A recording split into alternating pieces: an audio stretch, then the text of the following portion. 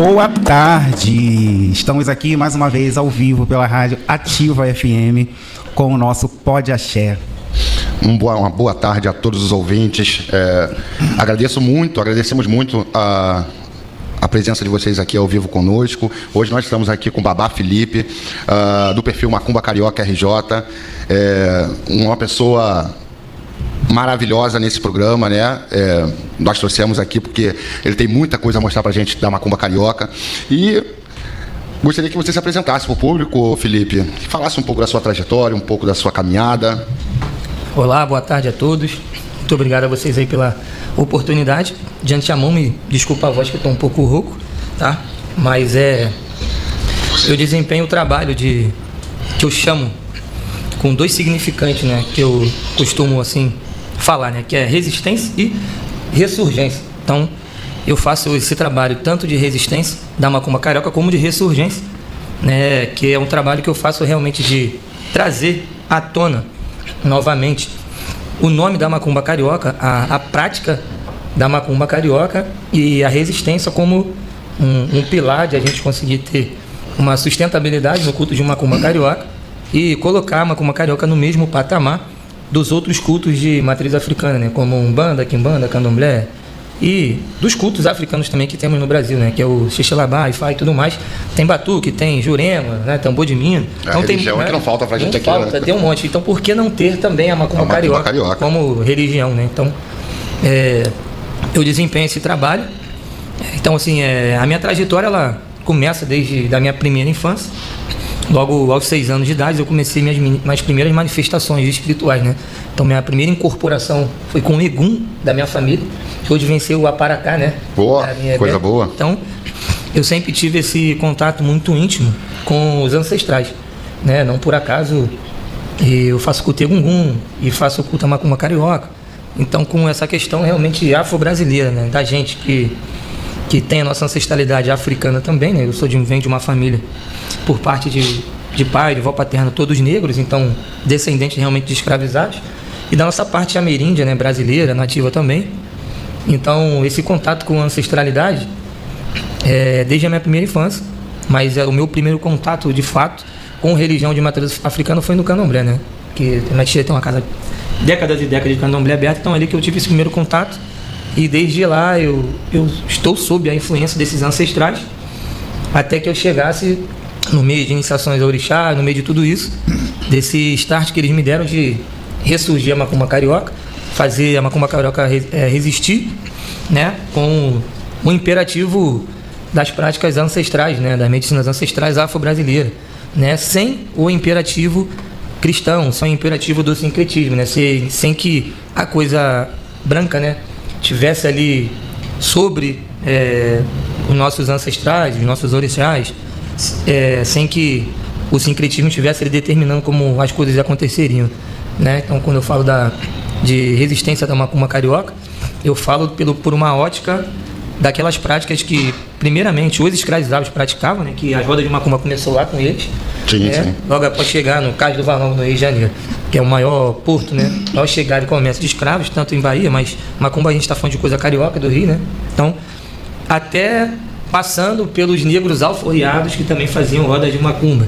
Então, quando eu falo de Macumba Carioca e de resistência, é a resistência de um povo escravizado, de um povo preto, que foi forçado a se abdicar da sua fé, foi violentado, foi, né, usurpado ali justamente pela religião católica, né? Então, a resistência da Macumba Carioca que eu faço implica de a gente poder hoje, com laicidade do Estado, poder cultuar os nossos ancestrais, fazer as nossas práticas de Macumba, né? Sem que sejamos obrigados a nos curvar a outros cultos, né? Por questão do preconceito e do racismo religioso. Então, quando eu falo de Macumba e eu falo de resistência e ressurgência, eu falo da luta contra o racismo religioso, contra o racismo estrutural que os nossos ancestrais sofreram, de fato, na mão daqueles que embranqueceram o culto, né? Existiram outras lideranças que fizeram esse movimento de, por exemplo, reafricanizar o que se tornou Umbanda, né? Como o Tata Tancredo. Tata Tancredo. Mas ele foi por uma via de dar outro nome à Umbanda, né? Para tornar Umbanda preta. Eu estou indo por uma via, de fato, dando mais passos atrás, 7 passos atrás. Não de querer embranquecer a Umbanda, mas de querer resistir e colocar o nome da macumba carioca, que eram as práticas lá atrás, que os escravizados faziam, nas rodas, onde eram tocado o instrumento macumba de fato, que foi o precursor do preconceito contra a macumba, foi esse instrumento. Então fui por a via de trazer a macumba carioca e não embranquecer outra vertente de Umbanda, né? Babá Felipe, vamos voltar um pouquinho aqui na sua narrativa. Você fala do seu contato, né, com a espiritualidade aos 6 anos de idade. Você já vem de uma família que já era espírita? Como que se dá isso? Você já nasceu numa família que era de religião? Eu já nasci numa família de religião, né? Esse meu primeiro contato no candomblé é de uma tia minha, que tem esse axé ainda, né? Sim. Então já tenho descendência espiritual.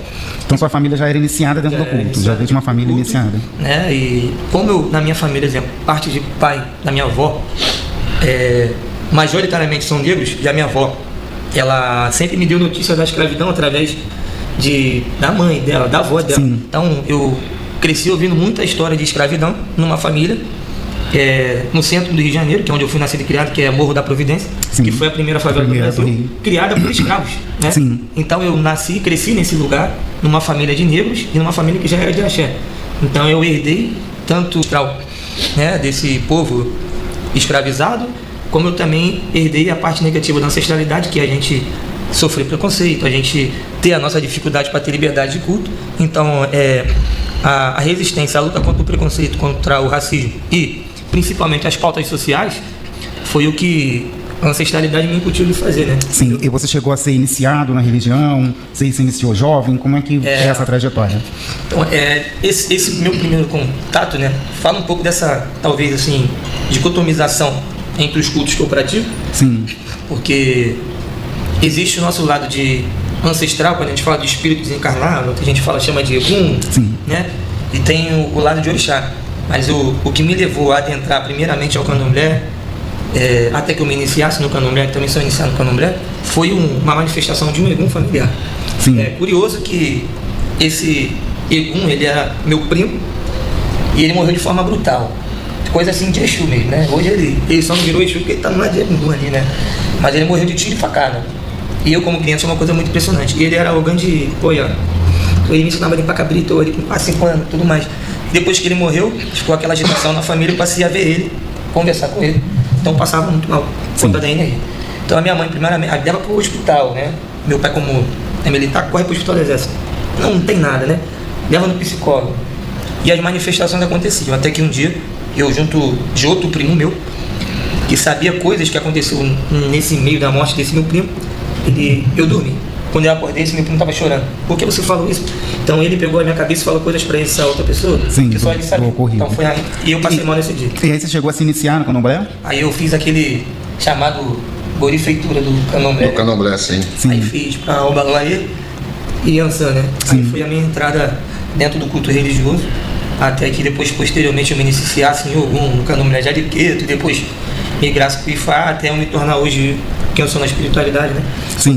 Sou Luô de Orixá, sou Babalão no Cutaifá. E você chegou a se iniciar ainda adolescente? A sua iniciação aí para Ogum, quando se dá? Em que período da vida? A minha iniciação para Ogum, ela se deu, digamos assim, após Orixá deixar eu ou curtir, eu fazia o que eu quisesse da minha vida por um tempo, né?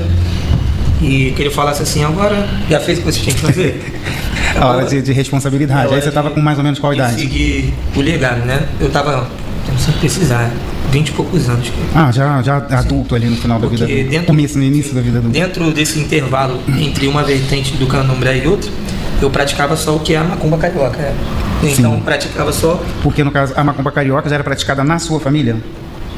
A macumba carioca, eu acredito que ela é praticada em alguns lugares de forma inconsciente e anímica, né? Sim. Mas assim, ninguém pratica. Não, você fala assim, dos 6 anos até você se iniciar aos 20, né, nesse período você praticava macumba. Esse conhecimento veio da sua família? Você disse que a sua família já era da religião. Minha família, por essa parte, tinha família candomblé. Tem outros familiares também de candomblé, outros. Sim. Tem outros familiares de Umbanda, outros. Mas eu falo que eu praticava macumba carioca em minhas práticas, né? Sim. Em tipo de ritualísticas. Que nunca era igual o que se acontecia dentro do candomblé. Isso acontece hoje, né? Como eu já havia conversado com o Felipe, hoje nós passamos por um processo onde muitas umbandas começam a abrir os olhos e entender né? E começa a dividir, na realidade, o que é Umbanda e o que são as outras práticas. Sim. E muita gente está começando a se identificar com o ritual, né, da macumba carioca, que acaba, porque a gente entra naquele sistema, né? A gente não pode ter orixá, a gente não pode ter Exu, a gente não pode ter isso, a gente não pode ter aquilo. O que a gente pode ter? O que a única coisa que resta? Macumba carioca. Então, quem consegue somar 1 mais 1, fala assim, cara, eu não pratico. Se você for ver que a Umbanda de Zélio, de Rubens Saraceni e de algumas outras aí, não tem emulação, então se eu tenho emulação, Sim. eu não posso ser Umbanda. Né? Se a Umbanda de Zélio não tem Exu, e dentro do meu barracão tem Exu, eu não posso ser Umbanda. Então, é mais ou menos por aí. Aí, já aproveitando esse gancho, eu queria a sua opinião sobre esse movimento que vem acontecendo agora, desse acordar e despertar de várias outras pessoas, né? Em relação à macumba carioca, em relação a... Antes, se você pudesse, para a gente conseguir esclarecer mesmo as pessoas o que é de fato a macumba carioca. Então, vamos lá. Eu faço trabalho também de pesquisa e eu recebi apoio de algumas pessoas que foram importantes nesse movimento, como a doutora Juliana, que é a doutora em antropologia, nessa questão do resgate da macumba carioca. E a prática de macumba carioca, tá? Anteriormente, eram as rodas de macumba. Sim. Tá? Então, existia o que eu faço na minha casa, que acho que, não sei se alguém talvez faça ou não, tá? Que os escravizados, os africanos alforriados desde lá, se reuniam para tocar macumba. Então, tocavam um instrumento macumba. E como havia uma reunião de negros praticando os seus rituais espirituais, as suas danças, aquilo incomodava. Então, reunião de preto, a gente tem que bater neles, a gente tem que expressar eles, a gente tem que praticar o nosso preconceito. Então, a macumba ela se tornou um instrumento que unia os negros nas rodas de macumba, nas práticas espirituais. Sim. Então, isso trazia perseguição. Então, a macumba ela foi demonizada por isso. Então, uma prática que você faça espiritual, de magia, de feitiço, que vem do fetiche do negro que tem pela sua prática, do feitiço, né, da prática espiritual, com os seus ancestrais, ou com as suas divindades, seja o orixá, Vodun, que acontecia no centro do Rio de Janeiro, era macumba. Então, não era só macumba carioca, eram as macumbas, né? Aí muita gente se fala, a origem da macumba veio da cabula. A cabula é muito diferente do que a macumba, como a umbanda também é diferente que a macumba. Por quê? A cabula ela tinha uma estrutura dogmática católica, sincretizada. Então, se tinha a mesa do Santé, tinha a mesa de Santa Bárbara, o imperativo maior é o catolicismo. O imperativo maior na umbanda é Jesus Cristo. São os santos católicos. Jesus Cristo está no alto, o ancestral está embaixo. Então, quem manda ali ainda é o branco, é o catolicismo. Na macumba carioca, você tem ela como origem, não a mesa de Santa Bárbara da cabula. Você tem a roda de macumba de negro escravizado. Então, acho que a principal diferença em prática de macumba carioca para as pessoas entenderem é que a macumba carioca ela é uma prática espiritual, ancestral, afro-indígena, afro-brasileira. Sim. Porque é algo que o negro pratica, que ele trouxe do seu país de origem, que se miscigenou com o indígena. Por isso que na macumba carioca a gente cultua o Exu, a pombogira, cultua o preto velho, cultua o caboclo, cultua o baiano, a criança, os ancestrais brasileiros. E as pessoas falam muito do Exu e da pombogira, como se, a macumba carioca não é igual quimbanda, não é só Exu e pombogira, tá? Mas o que é o culto a Exu e pombogira? Ou até o caboclo? Principalmente o Exu e a pombogira ali.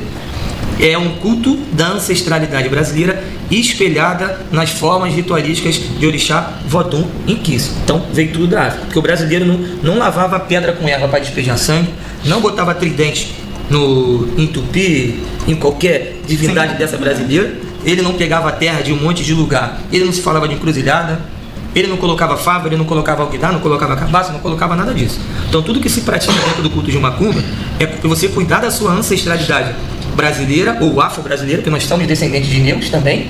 Sim. Espelhado nas formas ritualísticas do culto de orixá, Vodun e Inquice. Não tem como dissociar isso, tudo bem. Tem algumas práticas europeias. Onde tem prática europeia? Na Umbanda, que é o passe que veio do kardecismo, que é a mesa branca que veio do espiritismo, que é a vela e o ato de orar e se arrepender e pedir, que veio do catolicismo. Mas quando a gente fala de macumba carioca, a gente vai para a premissa da lamparina, por entender, porque o preto não tinha dinheiro nem poderia comprar vela. A gente fala do sacrifício animal, porque é o que se faz no culto de orixá, Vodun e Inquice. A gente se faz de cura de saúde, se fala de elemento catártico, se fala de tambor, se fala de batuque, se fala de macumba. Então, se você for pegar a macumba carioca e comparar com a umbanda, qual é a preponderante diferença? A ausência do sincretismo como imperativo maior. E se você pegar a cabula, também é a ausência do sincretismo como imperativo maior. Porque se eu determino que a macumba, ali O que você se pratica como prática católica cristã virou umbanda, não é Sim, isso? isso. Mas quando você fala de uma magia ancestral, de uma cura que veio da coisa preta ou da coisa indígena, da prática que veio da África, porque quem trouxe foi o negro escravizado, você está falando de macumba carioca. Quando a gente fala do nome carioca, é porque aconteceu no centro do Rio de Janeiro. Mas isso a gente fala da macumba carioca como um nome na curva lá do espaço-tempo, na cronologia. Sim. Ninguém nunca se falou da macumba carioca como um culto estruturado ou como uma religião. Então o trabalho que eu desempenhei, que tem dado muito certo, foi de estruturar a macumba carioca como um culto formal e uma religião. Por isso que eu criei a Associação Brasileira de Macumba Carioca. Então o marco que o Zé Fernandino de Moraes criou na Umbanda lá atrás, eu criei para a macumba hoje. Para que a macumba deixasse de ser um termo, que a macumba carioca era apenas um termo. Sim. Né? Um termo. Aquela macumba que acontecia escondida naquele prédio ali no centro do Rio de Janeiro. Ou a macumba que aquele negro praticava lá no Morro da Favela. Ou no Morro do São Carlos, onde Tatá Tancredo teve a sua umbanda. E deixa eu te virou perguntar. religião, entendeu? Sim. Deixou de ser termo. Sim, porque na verdade a expressão macumba carioca ela acaba sendo uma titulação de um movimento cultural mesmo e religioso. Informal.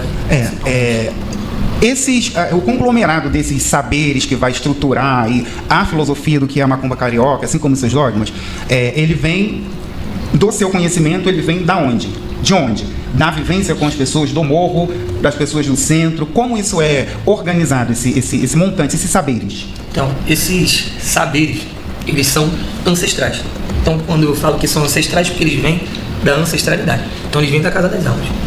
Então, a Casa das Almas é o meu terreiro de macumba carioca, que é o primeiro terreiro de macumba carioca do Brasil. Que é na No Providência. centro do Rio de Janeiro. Não é na Providência, é na Praça 11, Na Praça 11. que é a Pequena África. Sim. Acontece no local onde era o terreiro de Chaciato, onde tem o movimento de zumbi ali do lado, onde era o quilombo africano. Meu Ok. terreiro é em cima de onde era o quilombo, onde tem uma pulsão de orixá enterrado. Ok. Entendeu? E esses conhecimentos vieram resguardados pela sua família? E vem da minha ancestralidade, da Casa das Almas. Na Casa das Almas. Você aprende esses rituais com quem? Nessa caminhada aí que você falou, dos 6 anos de idade, você já vivia com família. Facilmente. Isso já era ensinado pelas suas vós, suas tias. Da onde você junta esse conjunto de conhecimento? Eu tenho o conhecimento de macumba, como todo mundo tem, você é de um terreiro, você se iniciou, em determinado Sim. momento você vai ter um conhecimento. Né? Como dentro do culto taifá, como dentro do culto egungun, que for, você vai aprender ali dentro do terreiro numa caminhada normal. Mas aqui nós estamos falando de macumba carioca. Então Sim. essa pergunta que é pertinente que você está fazendo, é muito facilmente respondida. Os meus ancestrais, com uma egrégora Sim. de escravizados, tá? De negros escravizados, que me incutiram nesse movimento. Seria uma iluminação. Isso, Uma desses iluminação. ancestrais Sim. quererem ser cultuados sem um imperativo branco. Sim. E terem suas práticas livres. Sem que também, a exemplo da Quimbanda, tenha o Deus Ebu, o Lucifer europeu, determinando como as coisas aconteçam. E, dentre esses espíritos, a exemplo da Ângela. Então, a Ângela é a pombagira que eu trabalho, ela dá o nome de Marimã das Almas. Ela tinha a casa de uma macumba carioca. Ela rodava uma macumba carioca. Ela também se iniciou em orixá. A exemplo do meu Zé Pilintra, que era um escravizado, que fazia parte de roda de macumba. Tudo que acontece no meu terreiro como É prática uma de macumba, iluminação. No caso, é uma iluminação. é como se você tivesse, assim, de forma mais filosófica fazendo. Você recorta o centro do Rio de Janeiro. Em 1600, 1700, 1800, você olha para trás, você faz um filme ali, e filma escondido os africanos fazendo magia, ebó, feitiço. Aí você recorta isso, e você coloca hoje, em 2026, lá no centro do Rio de Janeiro, onde é o mesmo lugar, na mesmo quilombo, acontecendo agora atualmente. Isso é a macumba carioca. Entendi. A macumba carioca ela é uma prática ancestral que acontecia, tá, no centro do Rio de Janeiro, que foi o que originou o culto de Umbanda e de Quimbanda, mas que sofreu um embranquecimento por conta do racismo religioso. Então, se você praticasse macumba, você era perseguido. Então, a macumba ela não foi embranquecida com o Zélio. Ela foi embranquecida ao longo do século XIX, com a entrada também de pombogiras com o nome de personas europeias e do sincretismo ao longo do século XIX, até que Zélio, espertamente, eu quero ser tanto cristão, quanto espírita, quanto kardecista, mas o meu caboclo aqui não pode querer estar mais lá no âmbito da macumba. Já havia sendo embranquecida, então vou levantar a bandeira, dar um bando e vou acabar com essa bagunça. Eu vou criar um bando. Então a macumba ela foi embranquecida ao longo do tempo. O Zélio criou um marco. Sim. Mas a macumba carioca, de fato, como prática, ela é uma retroação muito mais lá para trás. Vem desde o que os negros escravos faziam. Então se a gente coloca um vulto, exemplo, muita gente assenta e chupa pombogira com ferramenta. Quando eu dou os cursos, eu falo qual é a origem do tridente. Poseidon e Shiva. Não tem nada da Índia. Não tem nada a ver com Exu. Por que o tridente de Poseidon virou um instrumento do Exu Orixá? Porque o Exu Orixá foi demonizado pelo cristão. Samuel Kurai foi lá traduziu, todo mundo sabe essa história. Virou o opositor cristão, tridente. Aí colocaram isso no nosso ancestral porque ele carrega o nome de Exu. Mas o que é a prática de macumba? Não é o tridente, é o vulto na tabatinga. Sim. Então você molda o Ou só o na otá tabatinga, mesmo. ou otá, mas quando a gente fala de ancestral é mais pro lado do vulto do que do otá, porque a pedra é algo que no culto é orixá e votum você sacraliza com ela para nascer um orixá. O ancestral não tem por que ter pedra. No ancestral você faz uma representação do corpo dele com tabatinga que representa a terra, os elementos necessários para criar a terra, para você dar vida àquele ancestral poderoso morto, e ele tem uma representação simbólica, né, uma alquimia e uma força de pactuação. Então o ancestral não tinha pedra, o ancestral não tinha ferro, a gente não tinha nada disso. O ancestral era galo na terra, cabrito na terra, e você moldava o rosto daquele espírito. Era só isso. Como o aumento da questão do orixá, o candomblé, então vamos cultuar os nossos ancestrais igual ao orixá. Aí botaram pedra, aí botaram um monte de coisa, botaram garra de Exu, botaram fava, olho de cabra, olho de pombogira, isso é do culto Ayamim. Tudo aquilo ali é do culto de orixá Vodu Inquisitor. Por isso que eu falo, é uma forma de cultuar a ancestralidade brasileira espelhada no culto de orixá Vodu Inquisitor. Mas se você for pegar como cultua um espírito para esse lado, que a cabula falava que era o de bacula, ancestral, era de uma outra forma. Então se você pegar a prática de uma carioca e comparar com a Umbanda, você vai ver que tem gritante diferença. Né? Gritante. Mas tem Eu outras já tive numa gira sua. Aí, eu não sabia. Já tive, já. Então, assim, não sei, claro que você que está me entrevistando, não eu, mas o que você sentiu, né? O que você achou de diferente? Então, porque você tem uma propriedade de falar que você foi lá, né? Não, eu fui, já assisti, já conheci o Malandro, conheci a Pombogira. Sim. Foi no Cais Valongo mesmo, dia 20 de novembro. Isso, dia 20 de novembro. É o que acontece no Valongo, não acontece lá no terreiro, porque no Valongo a gente não pode sacrificar animal. Porque toda gira de macumba carioca tem sacrifício, tem matança e tem ebó. É uma diferença da Umbanda também isso. Na Umbanda você chega, pega 100, toma o passo, toma consulta, às vezes eu descarrego. Na macumba você chega, se a pombogira falar dá ebó, pega bicho, mata, se falar para recolhe ali, faz magia e fica até que aquela pessoa saia com seu problema resolvido. Solucionado, né? Sim. E a macumba carioca também ela tem que se preocupar muito com as pautas sociais, que é equidade. Atender a comunidade, atender os mais desfavorecidos, porque a gente está falando de culto de quem era favelado, culto de quem era escravizado ou aforreado.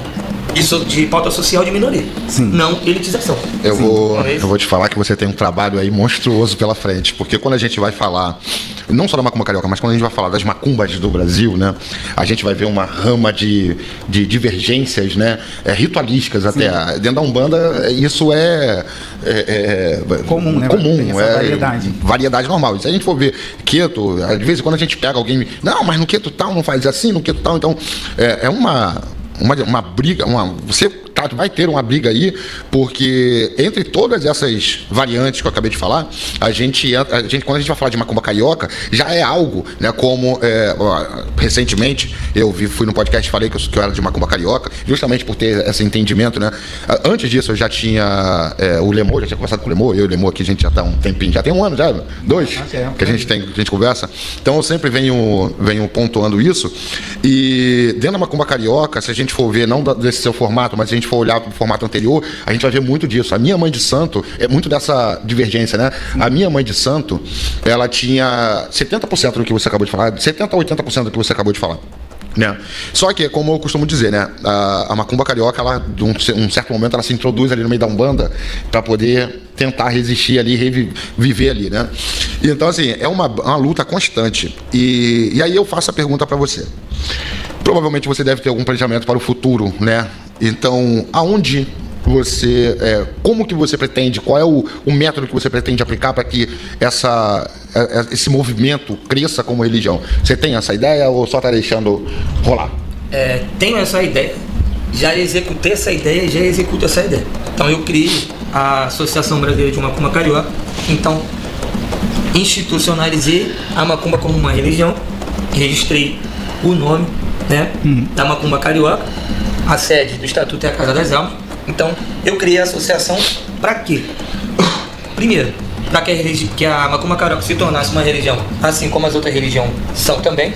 Acredito eu, sei que a Umbanda tem federação, a Quimbanda não sei dizer. Eu acho que tem. Tem também. Eu acho que tem, né? Então, acredito que a Quimbanda hoje é uma religião formal também, né? Acredito que sim. Não sei dizer. Quando a mulher é a Umbanda, a gente sabe que sim. É o que eu não sei. Então, para tornar a Macumba Carioca como uma religião, e no estatuto está tudo lá amarrado, do que fazer e do que não fazer. O que está no estatuto da Associação Brasileira de Macumba Carioca? O terreiro de Macumba Carioca, ele tem que atender a comunidade, ele não pode negar ajuda de cura para uma pessoa. Sim. Ele não pode tratar a pessoa com preconceito, ele não pode ter racismo, ele não pode ter homofobia. Sim. O terreiro de Macumba tem que atender a comunidade e não pode misturar a prática ancestral com o sincretismo. Para que não aconteça o que aconteceu na Umbanda, porque você pega a Macumba Carioca, tá? Como uma via de prática ancestral afro-brasileira, de cura, e você coloca o sincretismo, você está fazendo outra linha de Umbanda, você não está mais fazendo a Macumba. Então eu criei a associação para poder proteger a Macumba Carioca, que ela se perdesse novamente e morresse, né? Porque na verdade a Macumba não morreu, sofresse essa latência que eu falo, né, muito sobre isso, essa latência novamente, para proteger a Macumba. Então a Macumba ela tem uma estrutura religiosa formal, prática e funcional. Tem o Cruzeiro, Exu, a Casa Come. Um terreiro de Candomblé tem a Ariaxé. A Macumba Carioca também tem. Não é o nome, não é Ariaxé, é o Cruzeiro, porque lá a casa come, a terra come. Os 4 cantos comem. Eu sei o fundamento de uma Macumba Carioca, então se alguém chegar com qualquer problema que for, eu sei resolver com as práticas de uma Macumba Carioca. E eu ensino para aqueles que são dissidência da minha casa. Agora, obviamente, algumas outras pessoas vão falar, se intitular, eu também faço uma Macumba Carioca. Isso é bom, sim. Né? Claro, a minha intenção foi justamente trazer a Macumba Carioca à tona, mas eu criei a associação para que ninguém destruísse e a Macumba Carioca se perdesse novamente no tempo, para que ela estivesse realmente lá em cima no patamar de religião respeitada, estruturada formalmente como culto. Então, antigamente as pessoas falavam do termo Macumba Carioca, hoje as pessoas falam do culto de Macumba Carioca, da religião de Macumba Carioca, se espelham naquilo e falam, caramba, esse tempo todo era isso que eu me identificava. Era isso que eu fazia, era isso que eu sentia, era isso que eu queria, mas eu não sabia qual era o nome disso que eu fazia. Quando você pega um Exu e vê às vezes da Umbanda, da Quimbanda, do Candomblé, e o Exu fala comigo, isso não é soberbo. Eu falo aqui, eu vou fazer o seu assentamento assim, você vai comer ali na terra, você vai fazer isso. Aqui acontece dessa forma, o Exu ele fala que eu não saio. E se você pegar um Exu e Pombogira, eles são espíritos avessos ao cristianismo. Todo Exu e Pombogira odeia o cristianismo. Ele só não fala porque ele tem que se enquadrar dentro da Umbanda. Porque se você pegar esse Exu, ou esse até o Preto Velho, que está dentro da Umbanda, se você botar na Macumba, ou se você botar na Quimbanda, fala que o Preto Velho é quimbandeiro. Não é que ele é quimbandeiro, ele não tem religião. Porque Exu e Pombogira são espíritos de resistência que sofreram a escravidão, estupro, abuso, morte. Não tem como você pegar uma Pombogira e um Exu que veio dessa raiz e falar que ele aceita quem justamente depreciou a família dele. Se você pegar a Igreja Católica, foi construída por mão de obra escrava. Então você vê um preto, eu pelo menos, eu que venho de família preta, quando eu vejo um preto se curvar dentro de uma igreja católica, cara, me dá vergonha. Porque você tá vendo que ele tá ali eu vou te falar orando por um cara que destruiu a vida dele, da família dele. Então, eu tenho um problema muito grande com esse tipo de fala, porque eu acho que as pessoas fazem uma confusão, o que é cristianismo e o que é igreja católica. Então, assim, eu acho que em muitos momentos dentro desse debate, as pessoas, elas não sabem exatamente do que elas estão falando. Eu acho que em certos momentos a gente chega, às vezes, a ser um pouco, assim, agressivo, porque são coisas diferentes, eu acredito que as pessoas também entendam de forma diferente. Sim, vamos lá. Cristianismo é a religião de Cristo, de Cristo é um título, né? Mas aí tem o protestantismo e tem o catolicismo. Quando a gente fala de macumba de escravidão, foi o catolicismo. Isso aí, o catolicismo. Era a estrutura católica. E o sincretismo, ele é católico, não é protestante. Sim, e é importante você falar isso porque... Entendeu? Sim, e é importante você falar isso porque o cristianismo ele chega na África muito antes do que o colonizador. A igreja chegou depois. O cristianismo ele já estava lá desde o século I, quando a gente vai falar do próprio nascimento de Jesus, né? A família corre com ele para o Egito, que é a África, que passa um tempo. Inclusive ele aprendeu a fazer magia onde? Jesus? Na África. Então, assim, às vezes algumas pessoas conduzem de uma certa maneira, né? Como se cristianismo e o catolicismo, né? Fossem a mesma coisa. Não é. Entendeu? Assim, no tocante a macumba, o espírito poder se manifestar com liberdade. Sim. Sem a imposição cristã e sem a imposição dos outros deuses europeus que também tem na Quimbanda. Então, Astarote, Beelzebub, Lucifer, isso não tem nada a ver com questão afro-brasileira, porque você está botando um deus europeu, já virou afro-brasileiro europeu. Mas se você pergunta, a Quimbanda é o quê? Uma região afro-brasileira. Se é afro-brasileira, como tem o deus europeu. Mas a gente também não pode, como tem um deus mas europeu. A gente também não pode entender a partir dessa formação do povo brasileiro, que ele também não é feito só de indígena e nem de negro. E quando a gente fala do europeu também, esse europeu que vem pra cá, a maioria deles são dissidentes, né? Até os próprios padres mesmo, etc e tal. E muita magia vem da Europa também, não vem só o catolicismo, né? Existe muita magia mesmo que vem, assim como os povos ciganos que vêm da Europa. Porque o Brasil, por um longo tempo, foi como se fosse uma penitenciária da Europa, né? Europa, Então, é verdade. exatamente. Não, a penitenciária, o criminoso europeu era banido, isolado aqui dentro, né? Eles vão pagar então, aqui. vem para cá para pagar aqui. Então, acaba fazendo essa miscigenação com o povo europeu, né? A gente tem aquela divergência em algumas coisas e tal, mas eu acredito que é um pouco complexo, né, a gente pegar todas essas informações e despejar de uma vez, né? Principalmente porque hoje a gente enfrenta, né, eu concordo até certa parte com você, né? Porque existe um excesso de embranquecimento, que é a forçação de que as religiões sejam de uma forma branca. Sim. Vamos dizer assim. A estruturação dos cultos. Então tem que ser dessa forma. Tem que ser dessa forma, tem que ser assim, porque se você está cortando, você não é de Deus, e as pessoas. Eu tô falando. Não é. Se você está cortando, você não é de Deus. Não, do Deus. Não, então, as pessoas precisam entender que, primeiro, a fé dela é a fé dela e pronto, acabou. Se ela é católica, ela é cristã, o problema é dela. Se ela entrou para macumba, ela precisa entender que aqui nós pregamos outro tipo de coisa, né? Elas precisam entender, né, a totalidade disso. Então, assim, quando a gente vai falar de Deus, a gente vai falar de deuses. Cada um na sua cosmovisão. Cada um com a sua cosmovisão. Então, assim, o cristão vai falar do Deus da Bíblia, nós vamos falar do Deus Yorubá, nós vamos falar do Deus indígena. Sim. Né? Então as pessoas elas precisam entender isso. Eu acho a colocação do Baba Felipe também importante, que é a coisa da religião em si, né? Muitas vezes as religiões elas acabam sendo estruturadas para além do sincretismo, a estrutura mesmo, né? Muito com essa referência ainda da igreja, que a gente tem muito essa referência, independentemente de sincretismo, porque também não é difícil a gente formatar uma religião que não tem o sincretismo, mas que ainda tem esse molde sincretismo muito hierárquico, muito representado, né, ali pela igreja. Até pelo avesso, né? Até pelo avesso. Se você pega aqui em banda e se você pega ponto de blasfêmia, você faz uma oposição ao cristianismo, você está sendo também cristão. Exatamente, você está indo perante a crença deles, né? A partir do momento que eu sou resistência de alguma coisa, eu confirmo a existência daquela coisa. Né? Então não existe oposição de algo que não existe. Mas vamos lá, a pombagira não é uma oposição ao cristianismo? Isso daí vai do entendimento de cada um. Quem foi condenado na lei da Inquisição? Não. Ou melhor, quem fez a lei da Inquisição? Quem queimou as mulheres que praticavam magia, inclusive? Então, mas assim, católica? foi a Igreja Católica. Sim. Foi a Igreja Católica, não. Não, católico não, foi a Igreja Católica. Mas eu também não acredito, eu também de outra forma, né, da minha forma de ver, de entender, que nem toda pombagira veio de ser bruxa, de ser, porque também eu já acho que já é outra formação. É plural, né? Sim. Cada espírito tem sua essência. Mas, desculpa, você pode falar. Mas a pombagira, o Exu, eles são espíritos avessos ao cristianismo. E se você for pegar, por quê?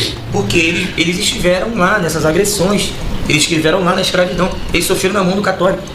Agora, se o católico é cristão ou não é?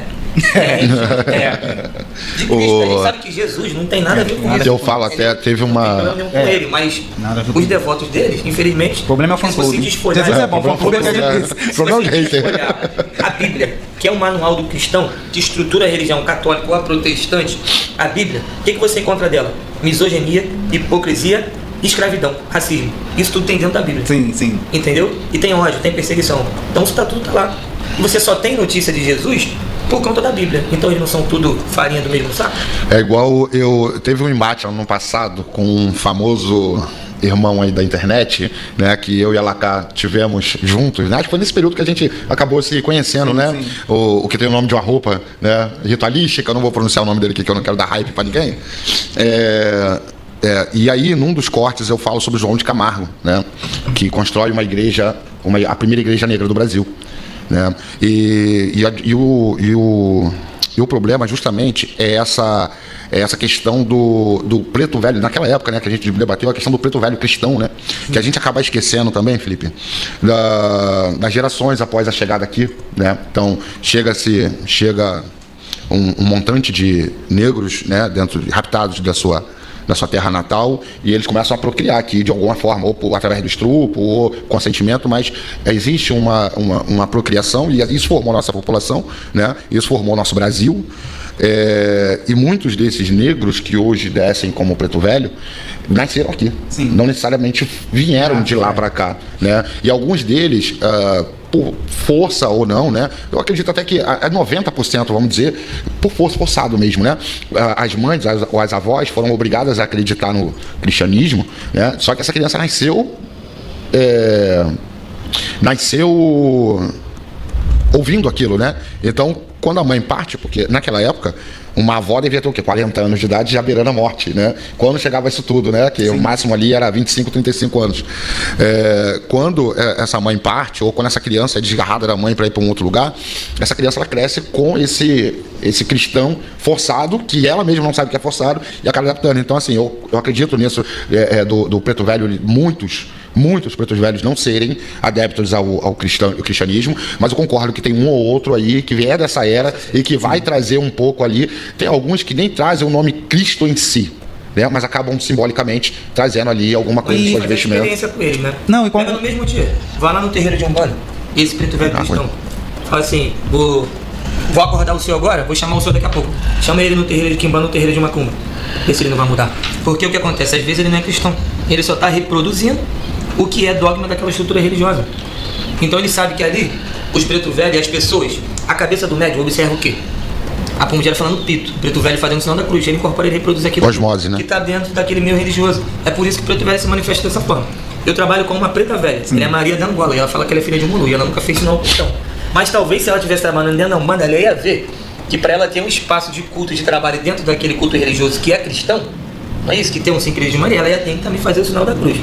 Então, assim, a minha visão sobre os preto velhos, que a maioria estão mentindo para os pais e mães de santo da Umbanda, porque só estão fazendo ali porque aquilo ali também daquele. E eu desafio qualquer pai de santo da Umbanda que tem seu preto velho, dos seus filhos que estão, leva na macumba. Vou dar um bicho, vou dar a víscera, vou dar, ver se ele vai fazer a bó, se ele vai falar que ele prefere o bichado do que Jesus Cristo. O que o Tiago, o Babá Tiago também colocou, dessa coisa da formação, né, dessa brasilidade que a gente tem, esse ponto cultural, eu também me pego muito a isso, porque quando a gente vai falar também desse catolicismo leigo, né, ele não é aquele catolicismo ortodoxo, porque é o catolicismo de rezar o Pai Nosso, Ave Maria, fazer o sinal da cruz, porque como a gente vai falar aqui dessa junção cultural e desse misticismo, a gente vê que esse catolicismo era muito feito de o que se chamava antigamente de simpatia, ele bota o santo de cabeça para baixo, enterra não sei o que na igreja, então ele também já não é absorvido dessa forma muito ortodoxa.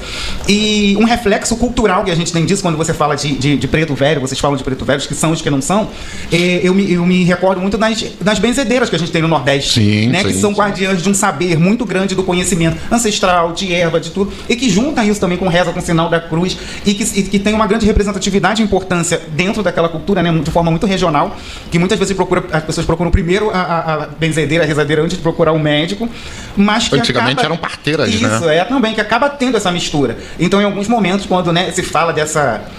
Como é que eu posso falar assim? Desse trânsito, né? Que ele fala, né? Em algum momento ele se apresenta de um jeito, aqui a presença de outro, ou como você mesmo fala, né? Em algum lugar eu acredito que um desses seja realmente, outro não. Eu acho que passa por esse lugar também, meio que isso é absorvido em forma de conhecimento. Passado ali. Por que Exu fala estranho? Por que Exu fala pito em vez de falar cigarro? Por que Exu fala que não sabe falar copo, não sabe falar mesa, não sabe falar cadeira? É a mesma coisa, porque ele reproduz o que está dentro daquele meio cultural. Porque se o Exu não sabe falar o que é lápis, caneta, papel, como é que o espírito desse vai orientar a minha vida? Se o espírito que não sabe falar papel vai me orientar, não tem como. É como o Zé Pilinta fala pra mim. É coisa de maluco, sabe por quê? O meu Zé Pilinta, dentro da macumba, às vezes eu tô normal, ele tá incorporado e ninguém sabe. Sim. As pessoas estão falando com ele achando que tá falando comigo. Ele já tomou consulta de Exu incorporado. Ele, incorporado em mim, com roupa normal, sem camisa, Exu vem e dá consulta pra ele, debochar da cara do outro Exu. Porra, não sabe nem que tá falando com o Zé Pilinta lá. E dá um médico passar vergonha. Porque Exu manipula as pessoas, então Exu finge que não sabe falar, Exu se sacode para incorporar, porque faz parte do fenômeno. E o Exu daquela pessoa, aquela pombagira fala estranho, fala me dá isso, me dá aquilo, daquela forma, para se enquadrar dentro daquela sociedade ali, daquela comunidade ali. Para as pessoas validarem que ali é um trânsito espiritual, que aquela entidade tem incorporado, então ele precisa se manifestar daquela forma. Porque se o Exu tiver mais liberdade, ou falar normal, ou ter de fato o seu trejeito, ele explicar que ele sabe fazer isso, sabe falar e sabe te orientar, vão chamar o cavalo de marmoteiro. Então às vezes o preto velho ele faz isso, porque ele sabe que ele tem que fazer isso. O Exu fala errado, porque é o que eu costumo falar, é um teatro, uma palhaçada, um teatro de horrores. A maioria daquela coisa que acontece. Então o Exu ele finge que é idiota para participar no meio de culto onde tem um bando de pessoas idiotas. Entendeu? É radical? É radical. Mas é verdade. Se você for pegar a maioria das coisas que acontecem, é teatro Entendeu? São coisas necessárias, porque faz parte da fenomenologia que acontece dentro do meio religioso. E o preto velho está envolvido nisso, nesse teatro, nesse fantoche.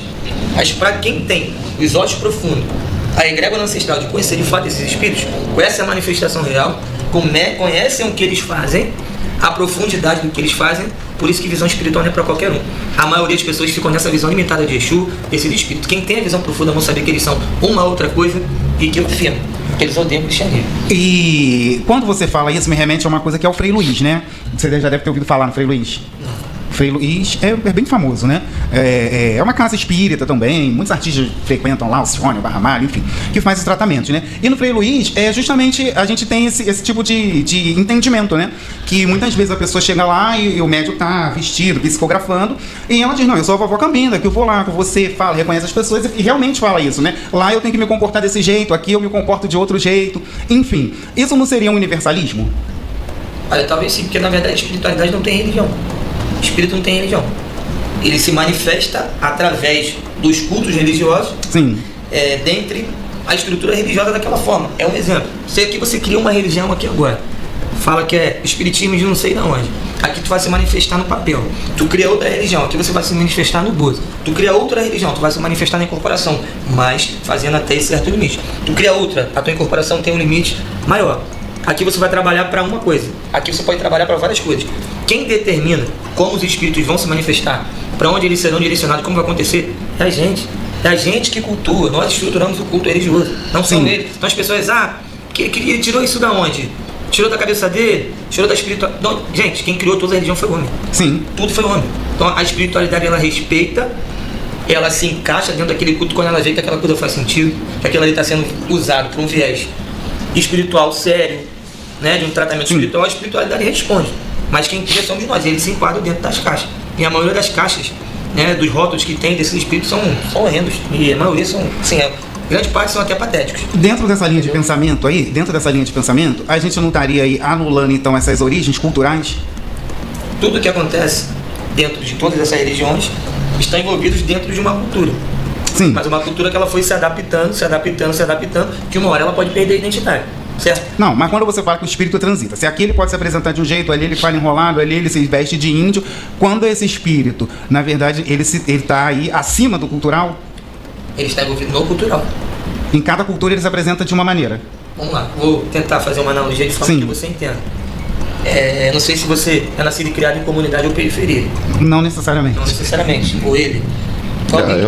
Eu sou você foi criado, a tua classe social é pobre. Sim. A sua cultura social é pobre. Qual é a chance de você estar jantando dentro de uma família rica, ser convidado para isso? Nenhuma. Cada qual no seu qual. Sim. O espírito que se manifesta dentro da macumba, ele é um espírito que veio da África, que veio da escravidão, de um culto de preto. Por isso que eu falo, Exu e Pomodoro é preto, não é branco, não é da Europa, é preto. Então quem vai... O espírito da macumba, ele veio do culto de Orixá, ele é preto. Ele sofreu racismo. O espírito do espiritismo lá pode ser preto, pode, mas a maioria é espírito que teve uma vivência branca. Por isso que uma religião é religião de classe média, uma religião é branca europeia, outra religião veio da pobreza, veio do racismo, veio da escravidão.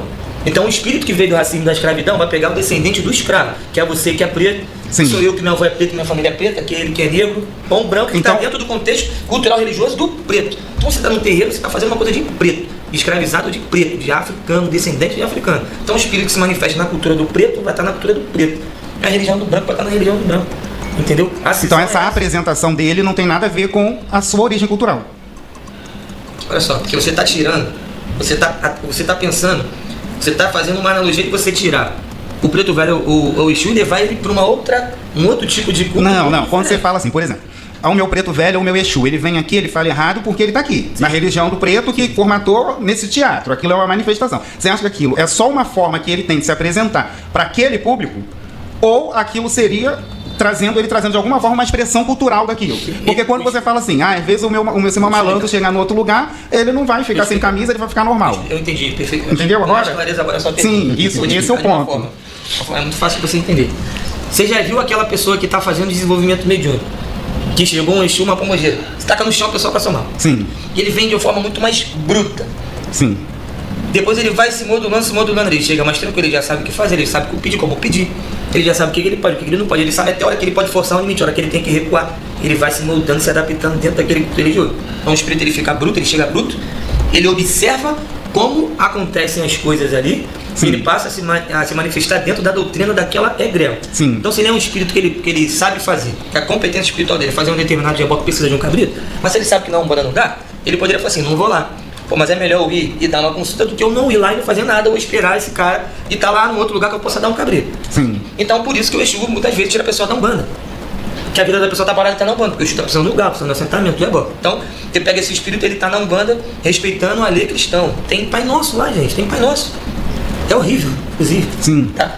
E aí, você pega ele, bota na Quimbanda, na Macumba, você dá mais liberdade. Fala assim, cara, tu não precisa se fazer de idiota. Quem é você? O que você quer? Então muda. A manifestação muda. Entendi. Entendeu? Agora também, se você tirar ele do contexto todo afro-brasileiro, vai pra uma religião branca, aí provavelmente ele não vai lá. Não tem porquê ele ir lá. A cultura dele tá aqui, a descendência dele. Porque orixá, ancestral é o quê? Descendência familiar. É uma continuidade, é o cruzeiro. O que é cruzeiro? Continuidade, portal de comunicação espiritual, continuidade familiar. Entendeu? Então ele vem dessa descendência. Mas dentre as religiões de matriz africana e seus cultos, tem um espírito que vai se adaptar mais no culto tal, no outro culto A, entendeu? Mas dentro da Umbanda você rotula mais e você fecha a visão espiritual e a amplitude de atuação do Exu, porque ele tem que estar dentro do parâmetro cristão. Entendeu? Então não pode ter visto, não pode ter aquilo. Hoje dentro da Macumba Carioca, que você institui, o Exu, ele no caso não tem nenhuma forma específica de manifestação. Ele tem a forma dele. Cada um é da sua maneira. Da sua maneira. Independente, não tem esse parâmetro. Funcional, né? Sim. É praticamente... Sim. Você não viu no terreiro, tem essa Não, é porque eu tenho que perguntar, porque a gente está falando sobre as pessoas entender como esses desdobramentos, entendeu? É livre. É como eu costumo falar com a minha esposa o tempo todo. A Umbanda, vou botar 90% das casas de Umbanda, eles trabalham através de osmose, né? Que é, eu vejo como eles se comportam e começo a me comportar do mesmo jeito, né? Uma doutrinação. E tudo que sair daquele quadrado ali tá errado. Então eles vão chamar o seu Exu de obsessor, vão falar que é demônio, vão falar vão falar um monte de coisa. Na Macumba Carioca, essa osmose, eu não vou falar que não exista, mas é uma preocupação controlar que isso não aconteça, deixar esse espírito ser um pouco mais livre. É o que eu estava falando, né? Muitas vezes, como falando de Umbanda, como tantas religiões, não é só a questão do cristianismo, também a estrutura, mesmo a estrutura, né? Assim como a estrutura católica tem, acaba se criando outra religião. É isso que eu queria entender sobre a Macumba Carioca. Então as manifestações são livres, né? Nesse sentido. Se chegar um tortinho, ele é tortinho, se o outro chegar normal, é normal, se o outro falar direito, não existe esse polimento. Você vai ver um leque, você vai ver uma gira, eu posso te dizer... Diversa. Como é a vida. Você vai ver uma gira, você vai ver um show, a pomba gira da minha ex-mãe de santo, o nome dela era Samara. Ele tava falando da pomba gira dele, e aqui na hora da mente veio... E isso é um hábito, e eles se sentem tão à vontade de contar, dar o nome de vida, de contar a história, de falar, nasci no ano tal, pode ir atrás, minha família tem descendente em tal lugar, alguns apontam onde estão enterrados, meu corpo está em tal lugar, pode ir lá e tal. E geralmente as pessoas vão e tá lá. Isso é muito bom. Bom, eu acho que agora a gente vai para um breve comercial, né? 5 minutinhos. Voltamos já com a boca de Exu? Lemor? Voltamos. Com a boca de Exu. Então nós voltamos com o quadro mais icônico dessa noite. Axé a todos. Axé.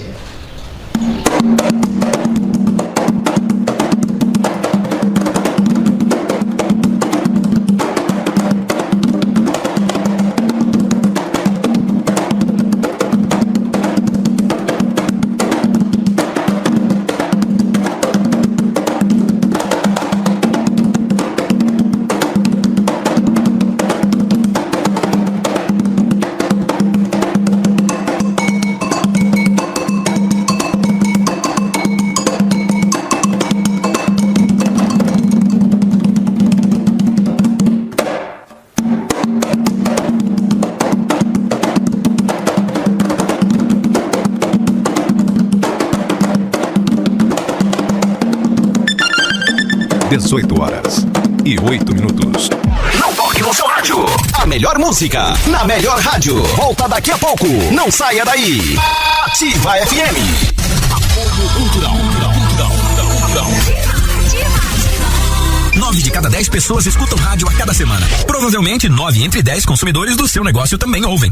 rádio é popular e o seu negócio também pode ser. É só anunciar. Quem quer novos consumidores precisa falar para todos. O rádio possibilita isso. Atinge o público de maneira geral e sem distinções. Quanto mais sua marca for ouvida, mais ela será memorizada. Seja sonoro, anuncie no rádio. Ativa FM em primeiro lugar, disparada na audiência.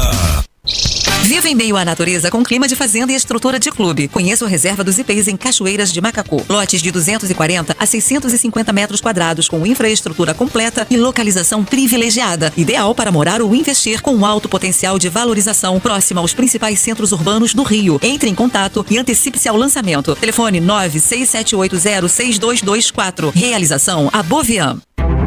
Está planejando suas férias, uma lua de mel inesquecível ou uma comemoração em data especial? Descubra a magia da Pousada Mariterra. Localizada em Armação dos Búzios, na charmosa região dos Lagos, no Rio de Janeiro. A Pousada Mariterra oferece tudo para momentos inesquecíveis.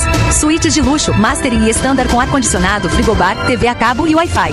Salão de jogos, piscina, churrasqueira, estacionamento e um atendimento de excelência. Visite-nos na Rua Alegria de Búzios, número 13, bairro Tucuns. Ligue agora para 22 998 13 2180 ou acesse nosso site pousadamaritterraconcept.com.br e agende sua estadia. Diga que ouviu este anúncio na rádio e ganhe 10% de desconto na sua hospedagem. Pousada Mariterra, sua melhor escolha para momentos inesquecíveis.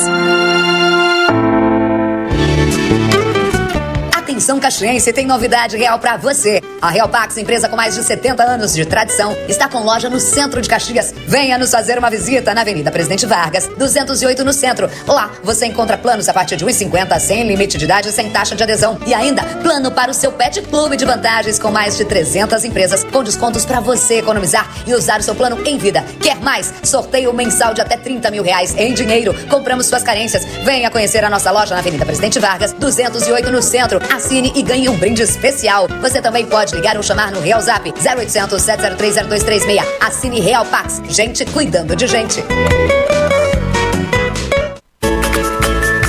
Mídia Caxias, sua voz na publicidade.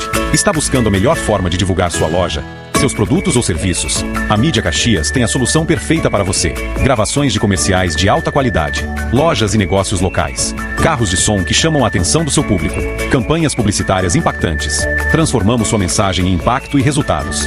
Com criatividade e profissionalismo, garantimos que sua marca seja ouvida e lembrada. Entre em contato agora mesmo. Ligue ou chame no WhatsApp 21 994 14 63 58. Siga-nos no Instagram, @mídia_Caxias. Mídia Caxias, dando voz ao seu sucesso.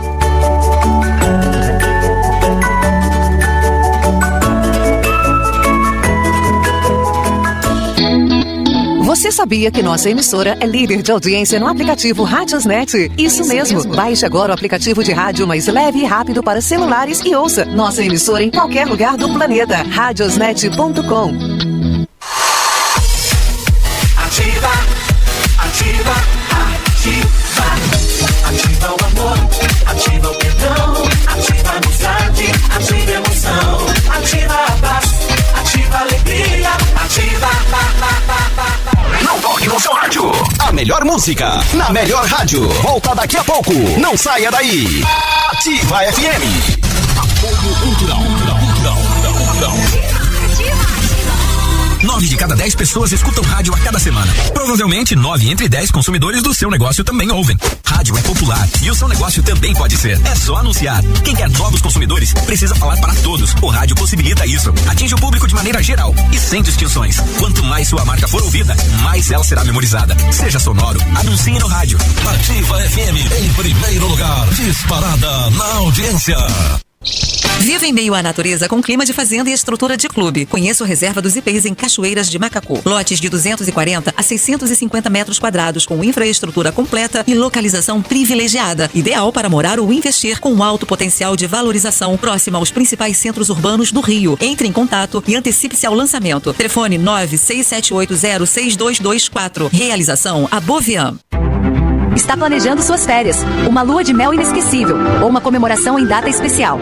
Descubra a magia da Pousada Mariterra. Localizada em Armação dos Búzios, na charmosa região dos Lagos, no Rio de Janeiro. A Pousada Mariterra oferece tudo para momentos inesquecíveis. Suítes de luxo, master e standard com ar-condicionado, frigobar, TV a cabo e Wi-Fi.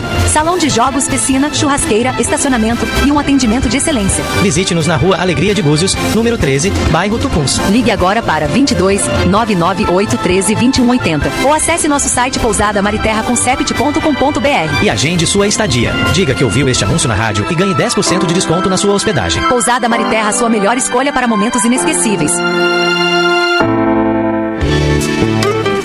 Atenção caxiense, tem novidade real pra você. A Real Pax, empresa com mais de 70 anos de tradição, está com loja no centro de Caxias. Venha nos fazer uma visita na Avenida Presidente Vargas, 208 no centro. Lá você encontra planos a partir de R$ 1,50, sem limite de idade e sem taxa de adesão. E ainda, plano para o seu pet clube de vantagens com mais de 300 empresas, com descontos para você economizar e usar o seu plano em vida. Quer mais? Sorteio mensal de até R$30 mil em dinheiro. Compramos suas carências. Venha conhecer a nossa loja na Avenida Presidente Vargas, 208 no centro. Assine e ganhe um brinde especial. Você também pode ligar ou chamar no Real Zap 0800 703 0236. Assine Real Pax. Gente cuidando de gente. Mídia Caxias. Sua voz na publicidade. Está buscando a melhor forma de divulgar sua loja, seus produtos ou serviços? A Mídia Caxias. Ativa, ativa, ativa. Ativa o amor, ativa o perdão, ativa a amizade, ativa a emoção, ativa a paz, ativa a alegria, ativa.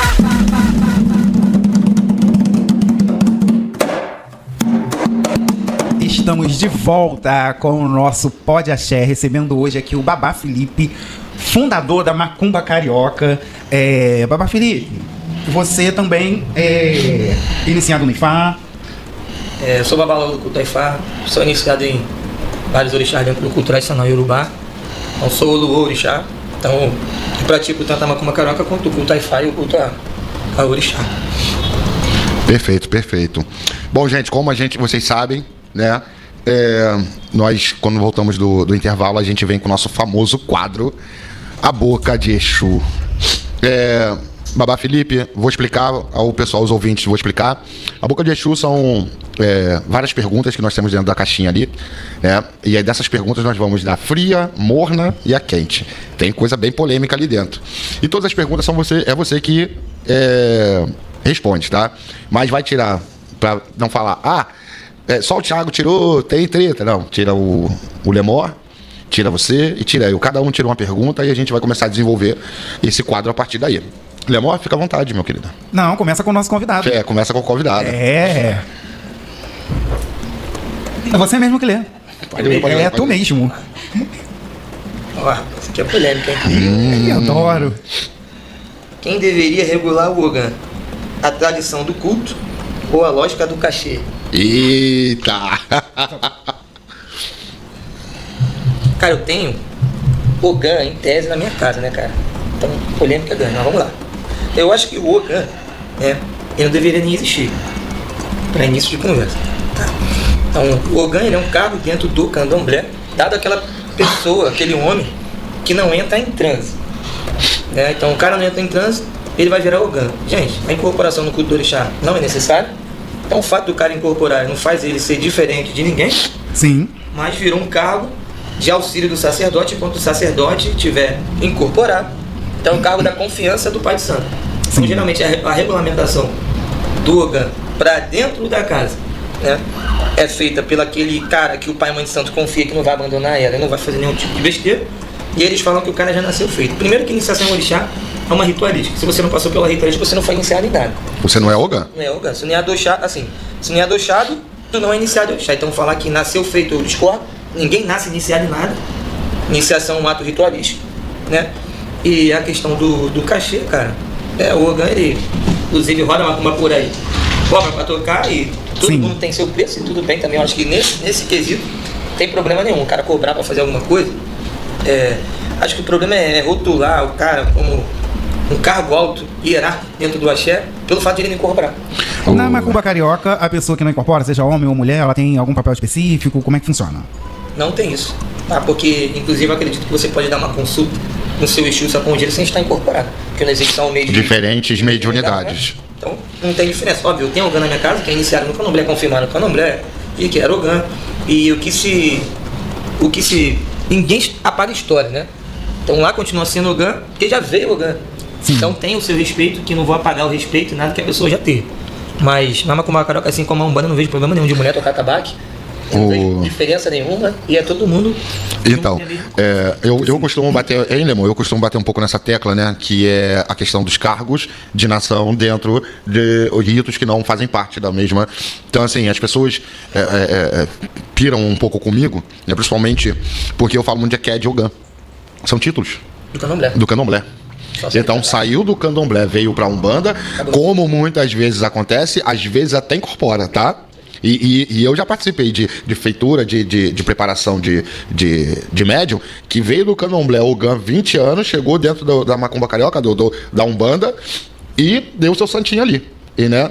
E as pessoas precisam entender isso, são rituais diferentes. Quando as pessoas aprenderem a desprender isso, as coisas ficam mais fáceis para poder entender, né? Vamos lá, vamos para a próxima? Vai tu, Thiago. Eu? Aí, dá licença. Vou sacudir bem aqui, que eu quero pegar uma bem.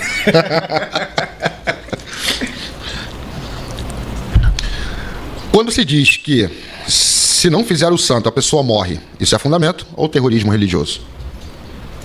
Cara, vamos lá. É a boca de Exu.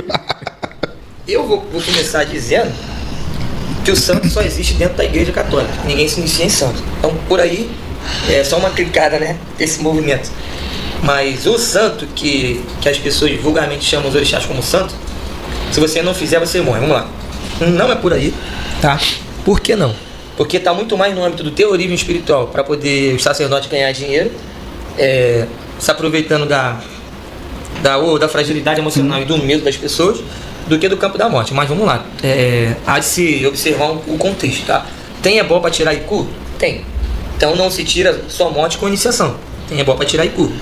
Agora, tem sim casos que quando você se inicia, a pessoa tem um renascimento, a pessoa raspa e tira, tá, morte do caminho daquela pessoa. Inclusive eu já iniciei pessoas em orixá que tirou, tá, morte do caminho daquela pessoa. Mas dá para fazer isso com ebó também. Então, em grande maioria, é terrorismo espiritual. Mas às vezes a pessoa tem problema com o Iku, que é necessário sim fazer uma iniciação em orixá para tirar. Que ninguém está isento disso, né? É verdade. Vamos lá. Vamos lá. Rumfa os tambores. A pombogira conduz o corpo do médium ou é o médium que conduz a pombogira? Vamos lá. Meu amigo. Cara, incorporação, tá? É um acoplamento ali espiritual que é uma relação de simbiose. Então tem uma parte da pombogira, tem uma parte que é do Exu.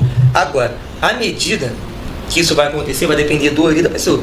Então tem pessoas que ficam mais passivas e dão liberdade à entidade trabalhar, tem pessoas que cometem animismo ou que influenciam o trance. Agora, porém, quando você traz isso para o âmbito da macumba, exemplo de quem é pactuado, você agora pode estar falando com o Exu e não sabe. Então eu não incorporo mais Exu.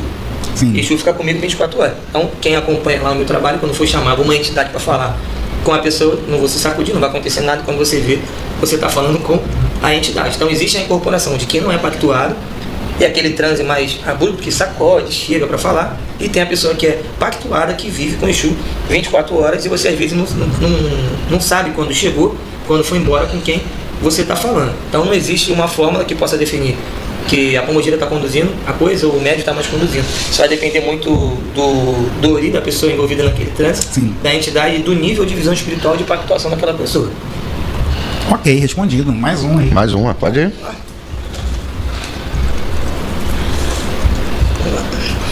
Quando a pombogira em homens gays aparece mais caricata, isso é da pombogira ou uma projeção social do médium?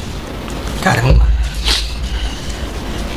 Não sei se as pessoas se dão conta disso ou não. Aquela pombogira fala igual a pessoa fala igual a pombogira. É óbvio, gente. O Exu manipula o nosso desejo, o nosso pensamento, a nossa vida, de forma que a gente vai aparecer muito com eles e eles vão aparecer muito com a gente. Vai saber se a inclinação do desejo sexual dessa pessoa já não vem por essa relação tão íntima com essa pombogira. Porque Exu mexe no desejo. Não significa que você vai incorporar a pombogira, o cara é hétero, o cara vai virar gay. Mas se o cara já tem uma inclinação a tomar um lado de sexualidade homossexual, e a pombogira, por ser mulher, ele se sente mais à vontade. Ele vai se identificar mais com a persona feminina, que é uma coisa que ele se identifica sexualmente, na questão do ego dele. Então que acaba que a coisa fica mais íntima. Então vai ascender mais. Agora, se um hétero incorpora uma pombogira, aquela pombogira vai parecer mais uma mulher macho. Porque ela vai enfrentar uma resistência do ego, da vaidade, da ignorância, da vergonha daquilo lá, e ela também vai respeitar mais aquilo ali. Então a pombogira pegou um hétero, ela sabe que às vezes ela não vai fazer determinado tipo de coisa. E a vela pelo ela sabe que por o cara ser gay, ela não tem muito esse menino, então ela vai ter mais liberdade de se manifestar. Entendeu? É mais ou menos nesse campo. Mas uma coisa pode acender a outra. Sim, sim. Pode ir? Sou eu? Vamos lá.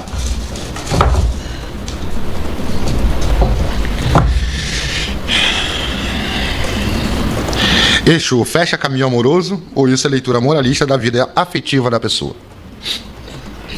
Exu fecha caminho amoroso, Exu fecha saúde, Exu fecha caminho de trabalho, Exu fecha caminho social. E na maioria das vezes que você faz um ebó pro Exu, muito tempo que não botou aquele Exu, ou fez um ebó pro Exu e vê uma resposta muito rápida, não foi o Exu que fez aquilo acontecer, ele deixou de atrapalhar. Reto e direto. É isso. Concordo com você. Vai. Eu mesmo? Vamos lá. Eu acho que essa pergunta aqui bate um pouquinho aí com a sua visão meio cristã. Vamos ver. Sexo entre irmãos de santo é escolha pessoal ou é quebra de fundamento? Seria uma moralidade cristã, talvez?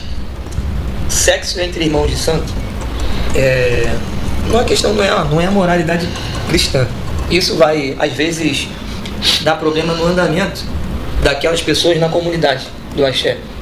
Né?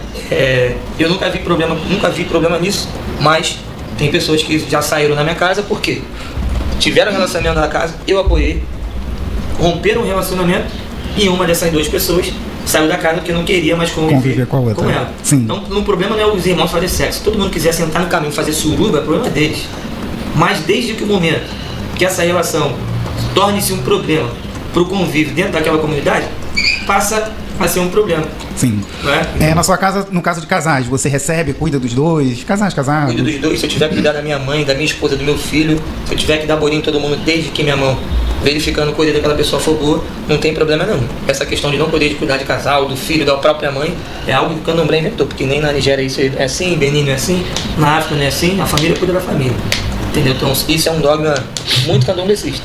Aí acho que um bandista também que... o Umbanda também tem esse dogma aí, e isso aí, eu arrisco a dizer, não vivi a época para poder firmar, né, isso, mas é mais em relação ao dinheiro. Então assim, eu não posso cuidar da minha esposa, automaticamente eu tenho que contratar alguém para poder cuidar dela, não posso cuidar da minha família, não posso cuidar, só que lá no fundo, se você for pesquisar a história dessas pessoas, eles cuidavam da família deles, entendeu? O Candomblé também, que sempre foi matriarcal, as casas tradicionais até hoje ainda são, né? Bom, é que a herança dos filhos que são iniciados ali. Exatamente. Quem é eu, você, ele. Pega uma diferentona aí pra gente, que a gente tá. Esses aí já sabem todos os outros. Se você pudesse apagar uma fase da sua trajetória religiosa, qual seria? Cara, eu não apagaria nenhuma. Todas as fases religiosas, com diversos sacerdotes que eu tive, diversas pessoas, contribuíram para o meu amadurecimento, para a minha experiência. Então a gente aprende com os erros, a gente aprende com a experiência, a gente... cada filho que eu pego para iniciar, cada ebó, cada pessoa para cuidar, cada consulta, a gente aprende, né?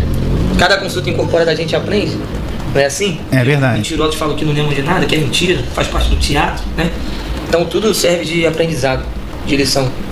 Seja às vezes uma experiência ruim, vai te proteger, te amadurecer para que você não erre de novo, uma experiência boa vai engrandecer ali você e faz parte da vida, mas eu não apagaria nenhuma. Todas foram construtivas e servem de lição. Às vezes uma lição por algo negativo ou positivo, mas não apagaria nenhuma. Que bom, em algum momento você já chegou assim nessa caminhada aí, né? Você falou de alguns zeladores. Você mudou em busca de algo melhor, maior? Claro, todo mundo está sempre em busca disso.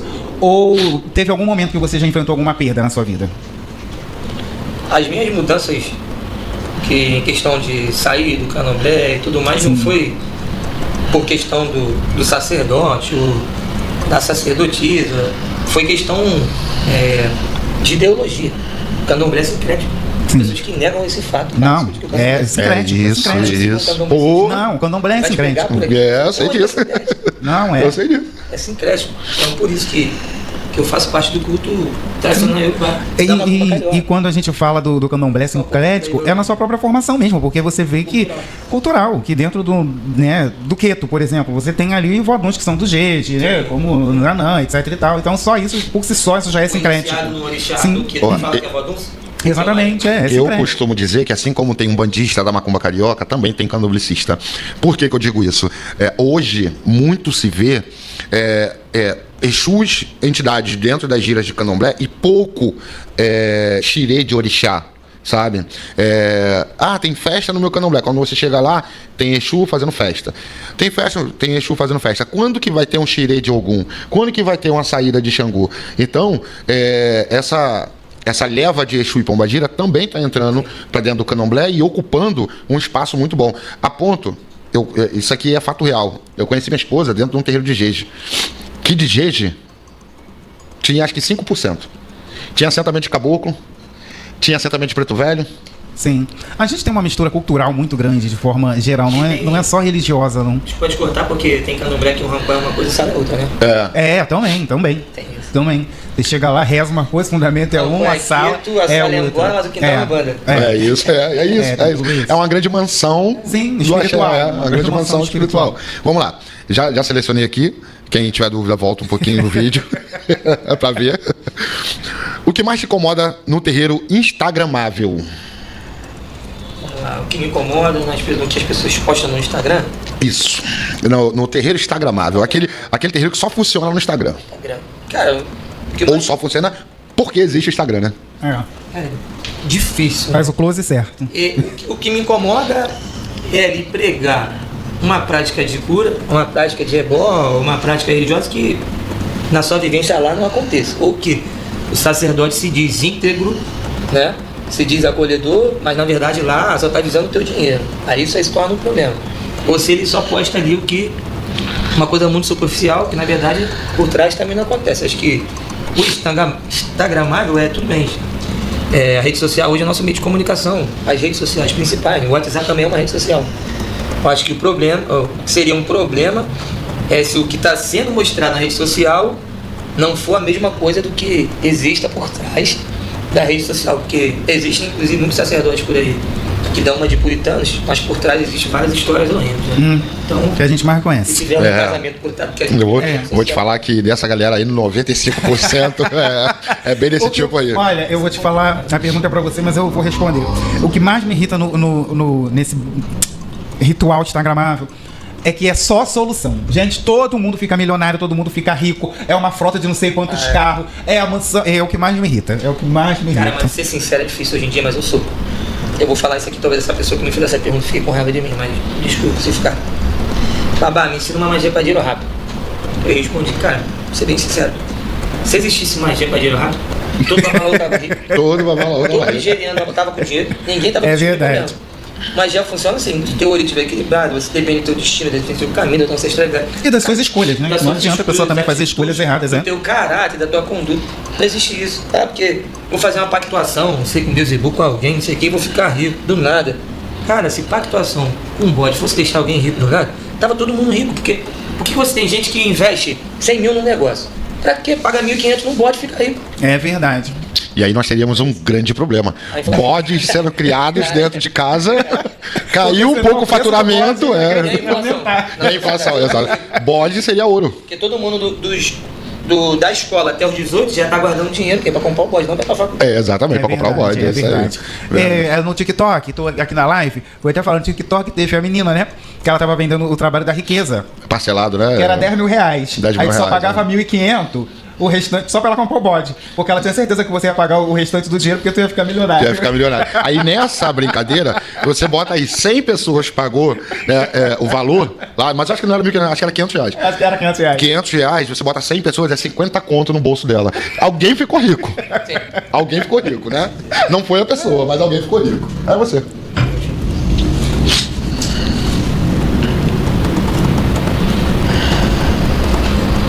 Já viu alguém ser humilhado em nome do santo? Já presenciou algum tipo de humilhação assim? Já. Dentro de uma outra religião aí, que não foi a macumba carioca. Entendeu? Então isso acontece A ideia aqui minha não é falar mal do candomblé em si, mas algumas estruturas religiosas, como a do candomblé, elas são colonialistas. Então existe uma hierarquia colonial, existe o mocan, não é isso? Que simboliza a corrente de puxar o escravo, o guizo, a roupa branca, que o escravo tem que usar até os 7 anos, que é a carta da alforria. Então eu acho que muita coisa que acontece, infelizmente, dentro do candomblé, passa por algumas organizações que não passa pelo ego do pai de santo, da mãe de santo, sim, mas eles aprendem isso. Isso é ensinado dentro da estrutura escravagista que acontece dentro do candomblé. Porque é uma religião que veio do colonialismo e da escravidão. Então a forma de tratar, porque eu acho que você comer com a mão já é humilhante. E não é necessário pra nada.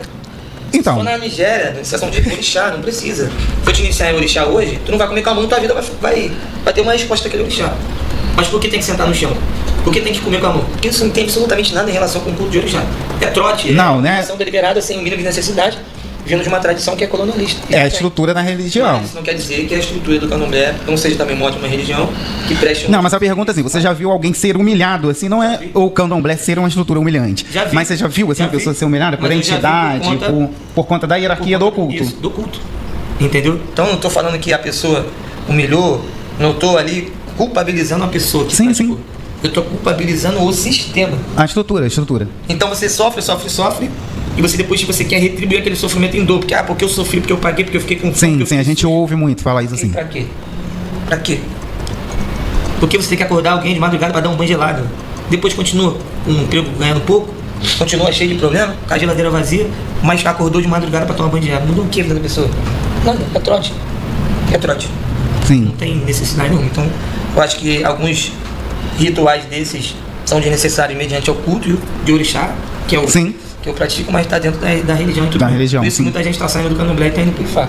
Mas também estão se ferrando muito na mão de pessoas safadas por conta do caráter. Mas se você for ver a estrutura, muda. Então, acho que em questão de humilhar por conta do santo, fala de santo, para mim é um bando de candomblé. Sim. Mas, eu acho que eu atribuo a evasão do candomblé ao longo período. A gente já vive a gente vive já num tempo, né, que tudo é muito dinâmico. Esse processo de 7 anos de iniciação, não vou nem dizer 7 anos de iniciação, né, que são 7 anos, né, com obrigação paga. Eu acho que na nossa sociedade, hoje, no nosso tempo, isso é um processo muito difícil para essa geração, porque também hoje todo mundo que entra na religião, né, seja ela qualquer que seja, as pessoas hoje também já entram muito num lugar, não nesse olhar desse cuidado espiritual, mas a maioria das pessoas assim hoje já tem esse olhar de sacerdócio, de chegar num lugar do culto, que isso é muito comum. Eu acho que esses cultos mais expressos, né, gente, essas religiões que têm uma iniciação mais expressa, elas têm feito muito sucesso como um reflexo também dessa modernidade líquida mesmo, assim, de forma geral. As formas sociais estão influenciam muito, Vamos lá, vamos à próxima pergunta. Era minha vez, Thiago. Era sua vez? Não sei, era. Não. Ele tirou, você tirou, ele tirou, era minha vez. Era? Ué, tu quer me dar a tua pergunta? Era só tu ler.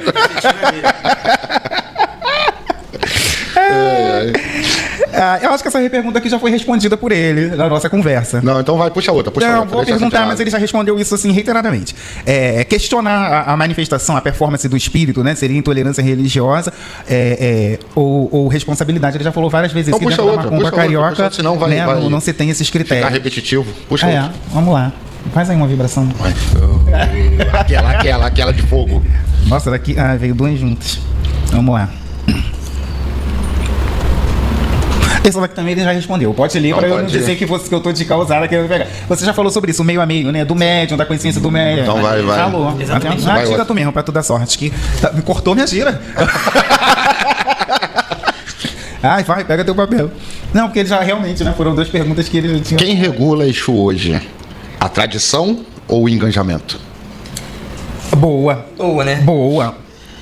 Boa, num tempo que a gente vê tanta coisa nas redes sociais, tantos eventos, tantas roupas, tudo hoje é filmado, tudo hoje é gravado, tudo hoje é documentado. E isso acaba trazendo uma imagem de uma entidade, porque o normal passa a ser aquilo que está sendo mostrado, né?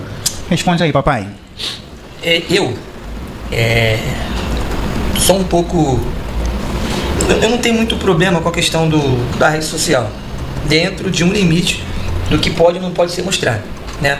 Eu gravei um vídeo fazendo um sacrifício animal no Instagram. Sim. E a pombogira do garoto chegou. Eu não gosto muito de filmar a entidade corporada, não. fotos, assim, não tem problema. Eu filmo uma bolha, alguma coisa assim, mas filmar a entidade não. Mas eu tava filmando e a entidade chegou e foi até bonito. Aí eu postei pra ver justamente o termômetro das pessoas. Termômetro. Apareceu lá muito hater, porque não pode filmar. Eu acho que tem uma ambiguidade nisso, uma ambivalência de olhar e sentimentos, porque o olhar de achar que aquilo ali é algo absurdo, é malévolo, não é um olhar branco, é um olhar de preconceito. Porque quando filma a missa, um pastor da igreja evangélica, a missa do padre e o culto, né, do pastor da igreja evangélica, ninguém acha absurdo. Quando filma macumba, as pessoas, não pode filmar o sacrifício, não pode filmar aquilo. Eu acho que desde a maneira que aquilo ali não está depreciando o culto, nós tem problema. Então acho que um sacrifício animal não deprecia o culto, né? Mas isso nada tem a ver com o que acontece no bastidor, né? Mas eu acho que quem regula Exu ali é o médium. Mas o engajamento é um novo normal que ninguém vai se abster ou mudar, porque o presidente da República precisa de engajamento para voto. Sim. Não é isso? É uma ferramenta do nosso tempo mesmo. É uma ferramenta do tempo. Acho que é uma eu vou te falar, é muito melhor filmar a pombagira chegando numa ritualística do que num podcast, né? É menos pior. Eu sou um senhor, né? Sou um senhor de idade mais velho que vocês aqui, sou de antigamente. Com relação a essa exposição toda, como eu venho de antigamente, eu sou contra. Eu não acho... Como eu posso te explicar? Eu não acho que exista uma gravidade nisso. Não acho que exista uma gravidade. Mas eu acho extremamente desnecessário. Por que eu falo isso? Assim, não sou de acordo. Também eu sou de uma casa antiga onde a gente não filma nem na roda de candomblé. Não tem isso lá, né? E muitas casas tradicionais, até hoje, também são assim. Então, assim, hoje, né, da casa onde eu frequento, não tem esse negócio de ficar com o celular na mão filmando um simples xirê. Não existe isso. A gente faz fotos, essas coisas todas. Tem pessoas mais velhas na casa que são autorizadas para um arquivo pessoal, essas coisas todas. Mas a gente também não tem o hábito de ficar postando nada. Mas, para além disso, eu acho que quando tá na ritualística, né, como a gente trabalha com troca de energia, com essas coisas todas, de alguma forma, eu não considero, eu considero aquilo, não nesse sentido, é escondido por causa do cristianismo, por causa do branco, por causa... Porque eu acho que é uma troca energética que está envolvida as pessoas que ali estão, entendeu? Dia desses eu vi um vídeo também no TikTok da moça passando um ebó na pessoa, não sei o quê. Eu achei aquilo tão, assim, mas não me choca pelo motivo cristão ou porque estava fazendo nada demais. Mas eu acho que é um momento onde você está tratando do sagrado daquela pessoa, da energia, que está tão voltada para aquilo, que eu acho que em muitos momentos não tem nada a ver ficar ou filmando ou fazendo exposição. Acho que já é um cruzamento de energia que não tem nada a ver. Eu, do meu entendimento, entendeu? Sim. Mas não acho que seja nada grave. Eu fui alguma coisa gravíssima. Não. Mas se amanhã eu for dar um ebó no cliente, eu não vou filmar. E se eu tiver eu tomando ebó, falar, não vou tomar ebó com essa câmera não. Desliga isso, pelo amor de Deus. Nessa questão, por exemplo, no lado da macumba carioca, é normal, às vezes eu filmo um ebó, eu não filmo nada que é segredo. Nada que é pactuação, que é fundamento no filme. Se eu filmar, é uma coisa que pode ser mostrada no Sim, normal. sim. No caso da macumba carioca, eu tenho uma necessidade e uma obrigatoriedade, inclusive, de filmar. Por quê? Eu estou fazendo um trabalho de resistência, de ressurgência, de apresentação do culto de macumba carioca, da religião que eu institucionalizei ali. Então as pessoas precisam ter notícia do que acontece dentro da macumba carioca. E a maioria tem notícia através da internet. Sim, conhecer. Infelizmente, não poderia ser que todo mundo fosse lá e vivenciasse e visse, aí não precisaria da internet. Mas como muitas pessoas, por exemplo, vêm de outros estados para cá, para o meu terreiro de macumba carioca, e elas têm notícia do que acontece, de eu mostrar para elas o que é macumba carioca justamente através da internet. Por isso que você não vê eu filmando algo de orixá. Sim. Você pode ver uma foto, igual você falou. Então não tem vídeo iniciando alguém em orixá. Mas você vai ver um vídeo ou outro de algo assim, manipulado na macumba carioca. É uma necessidade.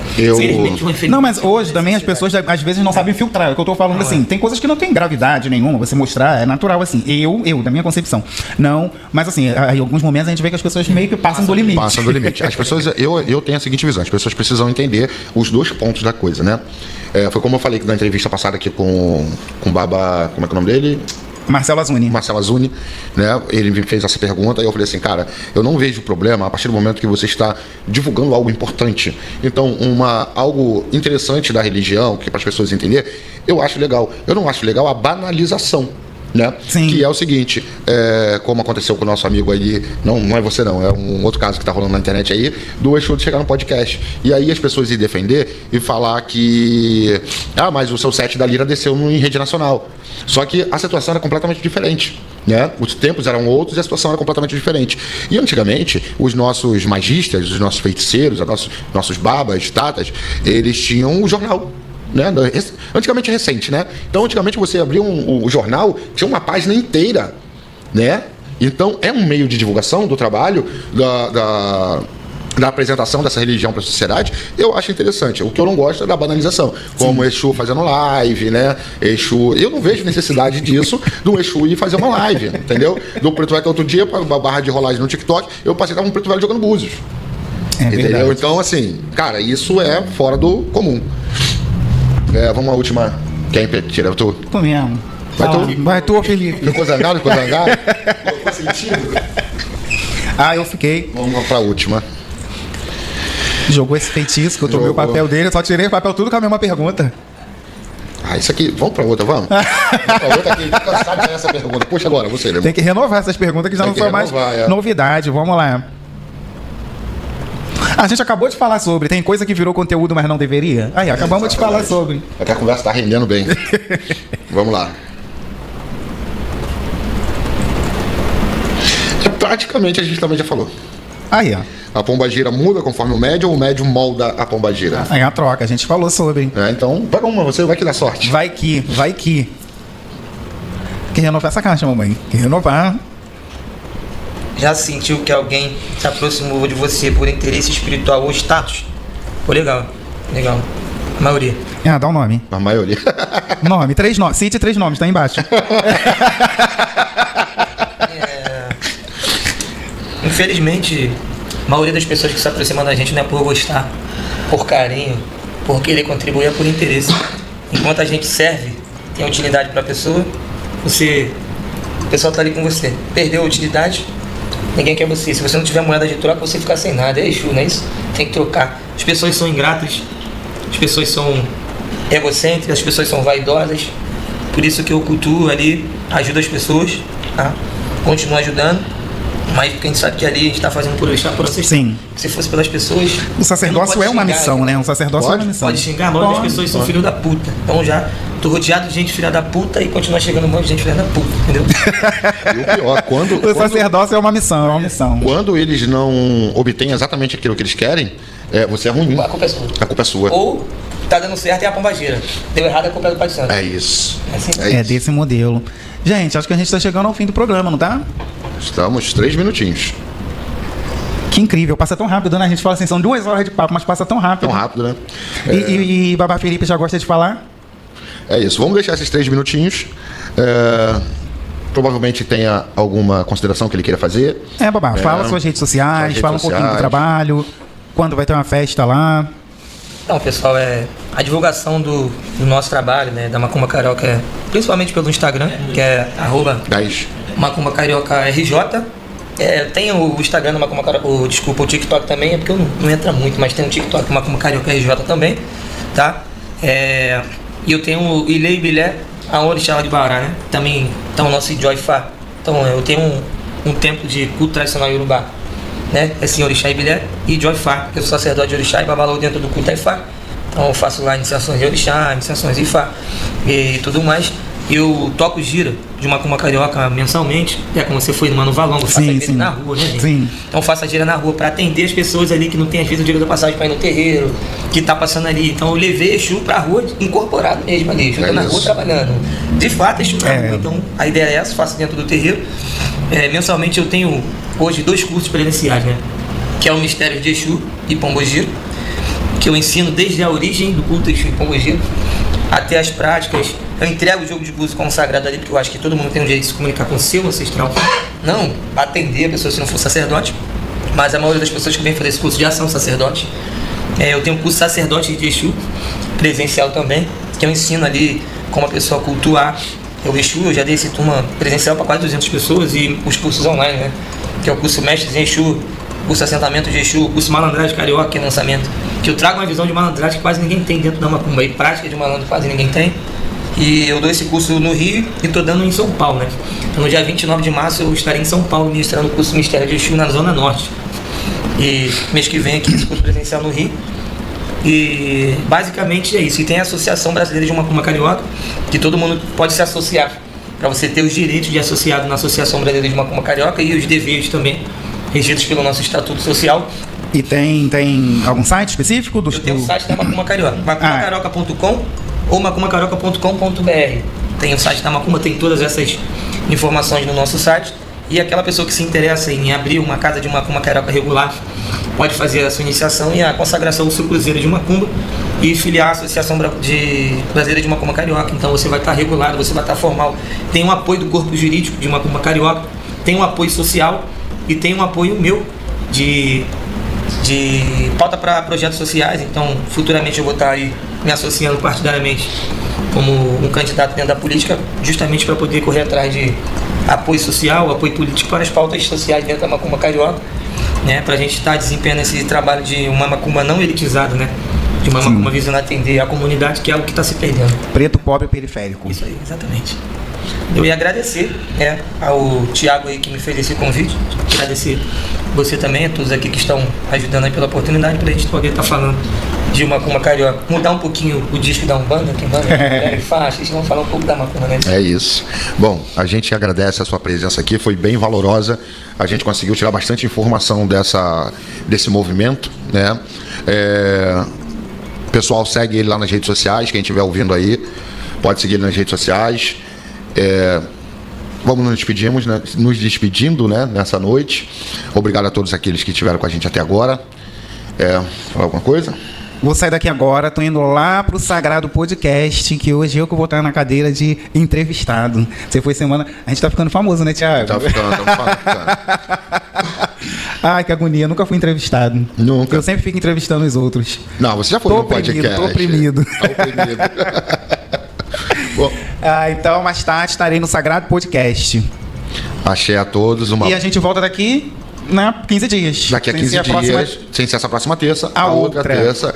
Acompanhe as redes sociais, tanto a minha quanto a do Lemor, para vocês poderem entender o ícone, a próxima pessoa que vai sentar aqui do nosso lado e vai tirar essas famosas perguntinhas da boca de Exu. Axé a todos. Axé, até a próxima. Uma semana abençoada.